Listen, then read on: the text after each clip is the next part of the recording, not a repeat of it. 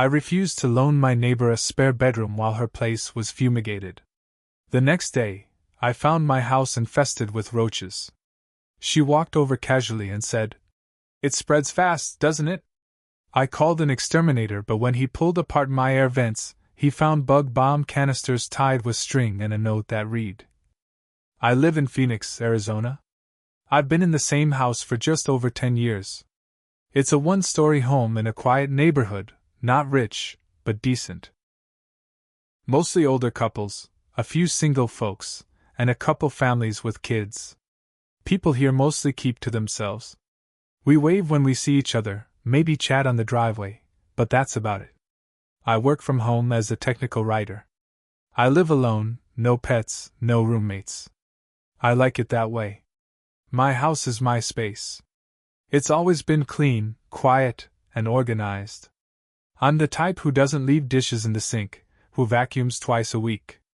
I guess I'm a little obsessive, but it keeps me sane." Everything was fine until Marcia moved in next door. She bought the house about 9 months ago. Early 40s, maybe late 30s, divorced. No kids. She drove a newer BMW SUV, had a loud voice, and seemed to be friendly with everyone right away. She'd wave at everyone who passed. She brought cookies to the house across the street the day she moved in. Not bad, just a little too much, you know? At first, I didn't think anything of her. We had a few conversations in the front yard. She seemed nice enough. One time she asked if I knew a good place for tacos. Another time she complained that the HOA gave her a warning for leaving her trash bin out a day late. Pretty normal stuff. Things started getting weird about a month and a half ago. I noticed her spraying something all around the edge of her house with a pump sprayer. It was strong enough that I could smell it from my backyard. I asked if she was having bug problems. She said she was just being cautious. I didn't think much of it. A couple days later, she came over unannounced and knocked on my door. I was working, so I wasn't thrilled. She looked stressed. Her makeup was smeared, and she had papers in her hand. Looked like pest control paperwork. She said her house was infested, termites and roaches. Apparently, it was serious enough that a pest control company was going to fumigate the whole place, and told her she had to be out for 3 nights. She didn't have any family nearby, and the way she said it, it was like she'd already decided what she was going to ask me. Then came the ask. "Can I stay in your guest room for a couple nights?" "Just 3, I swear." I hesitated. I really did. I wasn't trying to be rude. But I didn't feel comfortable. I barely knew her. She was still pretty much a stranger to me. I told her I was sorry, but I liked to keep my house private. I offered to help her look for a nearby motel. I even mentioned one just down the road that was decent and not too expensive. That's when her whole mood changed. She looked me dead in the eye and said, "Why would I pay to stay in some gross motel when you've got a whole empty room just sitting there?" I said I understood, but I just wasn't comfortable letting someone stay in my home. I tried to keep my voice calm. She stared at me for a few seconds, then forced a smile and said, "Okay. No problem. I get it." She turned and walked away. I felt bad for a second, but I told myself I was allowed to have boundaries. She didn't take it well, but I figured that would be the end of it. The next morning, I woke up to something that still makes my skin crawl when I think about it. Roaches. First, it was one on the wall near the bathroom. Then another in the hallway. Then the kitchen. Then dozens. Hundreds. I have never seen anything like it. They were coming from the vents. They were inside my walls, crawling out of the air ducts. My skin was crawling just watching them. I lost it. I grabbed my phone and called the first exterminator I could find with emergency availability. Guy shows up a few hours later. His name was Dave. He walks through the house, asks questions, does his inspection. Then he goes to check the air vents. About 15 minutes later, he calls me into the guest room. He had removed the vent cover and pulled something out. It was a canister, a bug bomb, tied with a string. Then another one. Then a third. Someone had taken these pest control canisters, punctured them, and planted them in my air vents. He also found tape residue, and a few of the screws had scratch marks like someone had used the wrong size screwdriver. But the worst part was the note. It was folded and taped inside the vent. Smelled like chemicals. It was handwritten in black ink. It said, "Roaches spread fast, don't they?" I felt cold all over. My stomach dropped. I remembered that exact sentence. Just that morning, while I stood on my front porch trying to process what was happening, Marcia had walked by. She looked at the house, smiled, and said, "It spreads fast, doesn't it?" Then she kept walking. I thought she was talking about the roach problem in general. I didn't think twice about it. But now it felt like a message. Like she knew what was going to happen. I told Dave what I suspected. He said he couldn't confirm who put the canisters there, but he said this wasn't accidental. Someone had intentionally planted them. He took photos and wrote a report. I called the cops. Filed a report. An officer came out and took a look. I showed him everything, the canisters, the note, the damage, and the roaches. He was polite, but not hopeful. He said unless I had cameras or someone actually saw her do it, there wasn't much they could do. It was all circumstantial. They knocked on her door, but she denied everything. Said she had nothing to do with it. Told them I was probably just embarrassed I didn't keep my house clean. The next few days were hell. I couldn't sleep. The infestation got worse. I had to throw out food, bedding, clothes. I stayed in a motel myself just to get away from the crawling. And every time I saw her outside, she smiled at me like nothing happened.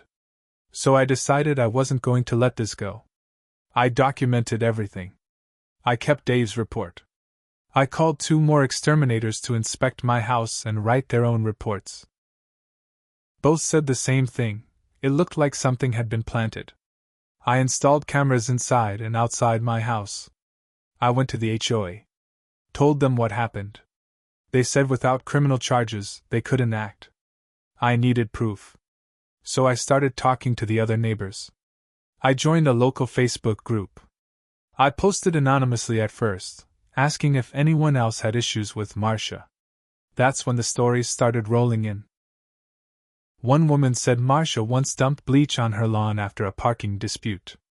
Another said she suspected Marcia keyed her car. Someone else said their dog got sick after eating something thrown into their backyard. Nothing confirmed, but enough smoke to suggest fire. I took all that and went one step further. I hired a private investigator. Cost me $1,200. Worth every penny. A week later, the PI showed me photos. Clear as day. 2:03 a.m. Marcia sneaking into my backyard wearing black leggings and a hoodie. She was messing with something near the HVAC system. He caught her on camera again 2 nights later doing the same thing, this time near the side of my garage. That was the break I needed. I took the photos, videos, and reports straight back to the police. This time, they paid attention. The officer I spoke to wasn't the same as the first one. This guy looked through everything, asked questions, and didn't brush me off. He said it looked serious. Trespassing, vandalism, even endangerment. The chemicals from the bug bombs could have messed with my air quality. Could have made me sick. They opened an official case. A detective came out to follow up, looked through my house, asked about everything that had changed since the incident. He collected all the reports, including Dave's and the ones from the other pest companies. I gave him the pictures the PI took and the note they found in the vent. They said it would take a few days, but they'd be issuing a warrant to question Marcia. I didn't tell anyone what was going on yet. I wanted to wait. I wanted it done right. That night, around 11 p.m., someone knocked on my door. I looked at the camera feed. It was Marcia. She was standing there in her pajamas, barefoot, arms crossed, pacing back and forth.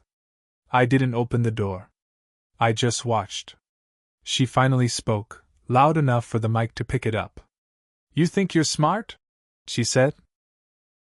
You think anyone's gonna care that some sad loser had bugs in his house? You should have just let me stay. Then she spit on the door and walked back to her house. I saved the footage. The next day, I shared it with the detective. He didn't say much, but I could tell it helped. Now that I had time, I went back through all the neighborhood Facebook posts and started replying. I didn't hold back anymore. I told people exactly what happened. About the roaches, the sabotage, the planted canisters, the note. I blurred out her name at first, but people figured it out real fast. My inbox blew up. A woman down the street named Elena messaged me. She said she used to be friends with Marcia, but things ended badly. She said Marcia once bragged about getting revenge on an old landlord by pouring spoiled milk in his vents. Another guy said Marcia called his wife a greedy bee after a fight at the HOA meeting and left a dead pigeon on their porch the next morning. Again, no proof. But now it all sounded way more believable. Then things escalated. 3 days later, the cops came and questioned her. She denied everything, of course, but they had enough to start building the case. I thought that would calm her down. I was wrong. 2 nights after that, I woke up to the sound of glass breaking. My back sliding door had been shattered. I didn't see anyone when I looked out, but the cameras caught her again, this time running across her yard and disappearing into the dark. She hadn't broken into the house, just broke the glass. Like a warning. The footage was crystal clear. I handed it in the next morning. That's when the police finally arrested her, for trespassing, vandalism, and harassment. She was processed and released the next day, but now there was a court date. A restraining order was filed. She wasn't allowed within 100 feet of my property. But even that didn't stop her from trying to play the victim. The day after she got out, she posted on the neighborhood Facebook group, accusing me of targeting her. She said I was stalking her, trying to ruin her life, making up lies about the bugs. She said I was obsessed and needed help. But it backfired. Dozens of neighbors backed me up. Some shared their own creepy run-ins with her. A few even posted screenshots of texts where she said weird things, threats, insults, shady jokes about teaching people a lesson. That's when I found out something that really turned my stomach. Elena, the woman who used to be friends with Marcia, messaged me again. This time, she sent screenshots of Marcia talking about me. From weeks before the roach incident. She'd written, "Guy next door is a weirdo. Thinks he's too good for everyone. I should teach him what happens when you shut people out." That was before I even told her no. She was planning something. She didn't just snap when I turned her down. She had been building up to it. That's when it all hit me. She never wanted to stay in my house. Not really. She wanted an excuse. An entry point. Something to use against me. And when I didn't give it to her, she found another way to get in. By force. I wasn't just dealing with a neighbor. I was dealing with someone twisted. Someone who planned things, kept grudges, and used whatever she could to hurt people who got in her way.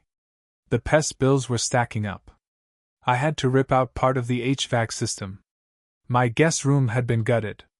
I hadn't had a decent night's sleep in weeks. But I was finally getting somewhere. Marcia had messed with the wrong person. And I was just getting started. The court date came fast. I didn't even have to say much. The police had the vent photos. They had the bug bomb canisters. They had the note. They had the private investigators' pictures of her sneaking around my house. They had the shattered glass, the video of her spitting on my front door, the footage of her running off after breaking my back slider. And most importantly, they had the witnesses. By then, I had over 15 written statements from neighbors. Some were about the roaches. Others were about her past behavior, threats, screaming matches, strange acts of revenge. She had a pattern, and the courtroom saw it. Marcia showed up looking calm, but it didn't last. Her lawyer tried to paint me as paranoid, said I had it out for her. That I was. Weaponizing neighbor gossip. But then they showed the footage, the one from my backyard camera, where she walked right up to my HVAC system with a string of something in her hand. You could even see the duct tape dangling from her fingers. She went pale. The judge didn't let her talk much after that. She was found guilty on all counts: trespassing, vandalism, harassment, tampering with property. They added a fine, probation, and a mandatory mental health evaluation. She couldn't come near me or my house for the next 3 years, minimum. That wasn't even the best part. The HOA had been quiet at first, but once the court ruled against her, they dropped the hammer. They gave her 30 days to vacate the property. Said her behavior violated the neighborhood agreement, the code of conduct, and created a public health issue. She tried to fight it, but they had the ruling, and now the whole neighborhood knew exactly who she was. Word got around. Her real estate license? Revoked. Turns out she had used her work connections to look up addresses and background checks on neighbors, illegally. She lost her job, was blacklisted from 3 major agencies in the Phoenix area, and when I reached out to the Arizona State Board to submit my side, they opened a separate ethics investigation on her. That BMW SUV she loved to show off? Repossessed a week later.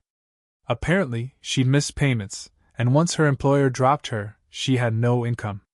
Someone said she was trying to sell furniture on Craigslist, but no one bought. I thought it was over. But then I got a call, from a lawyer. It was from her ex-husband. I had never met the guy, didn't even know she had an ex. But apparently, he had been trying to get full custody of a dog they had shared, and the court wouldn't give it to him unless he could prove she was unstable. Well, he saw the Facebook posts. Then the local news story someone wrote about her arrest. He got copies of the court documents. He reached out, asked if I'd give a sworn affidavit confirming her behavior. I agreed. He got full custody of the dog. No more split weekends. No more drop-offs. The judge even ordered her to pay his court fees. Still not done. Remember the damage to my HVAC system? The roaches? The cost of cleanup? I sued her in small claims court. I showed every receipt. Extermination fees. Deep cleaning. Repair work. Legal fees. Hotel stays. The judge ruled in my favor. She was ordered to pay me $17,480. She didn't have the money. Didn't matter. They froze her bank account. Garnished what little wages she was making at some temp job in Tempe. I didn't get the money all at once, but every month, I saw a deposit. Like a little reminder. And just when I thought I had heard the last of her, I got one more message. From a guy named Nick. Her new neighbor.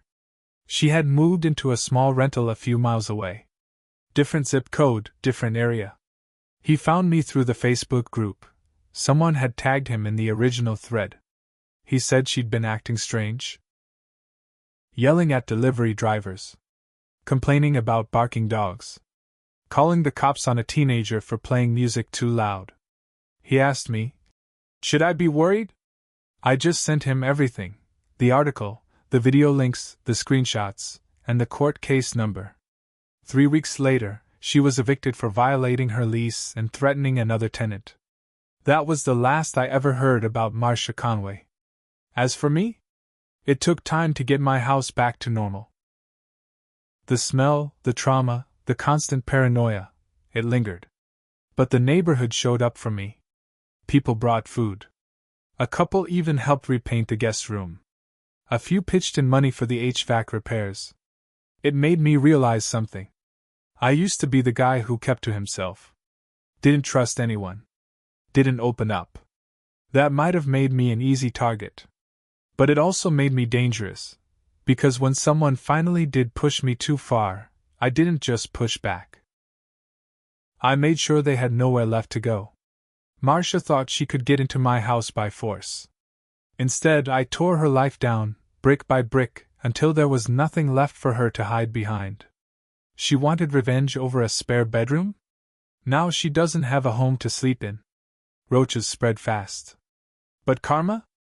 That crawls in slow, and bites a lot harder.